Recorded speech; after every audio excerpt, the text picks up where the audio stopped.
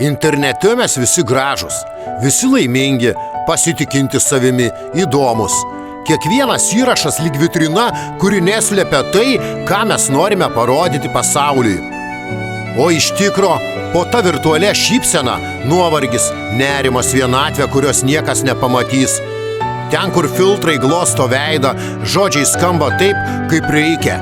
Ten mes tobuli. Bet ar iš tiesų tai esame mes? Mes rodome tik tai, ką norime, tik tai, kas patogu, saugu, gražu. O viduje dažnai tyliai šaukia sielą ieškanti tikro žvilgsnio, tikro supratimo, ne like, o apkabinimo, ne story, o tikro pasakojimo apie tai, kaip iš tiesų jautiesi. Internetinė kaukė saugi, bet kartu pavojinga. Ji atima drąsą būti savimi, atima galimybę parodyti silpnumą ir tikrumą, kuri šiame pasaulyje tampa deficitu. Būkite netobuli, bet tikri. Pasirodykit be filtrų, nors ir su visomis žaizdomis.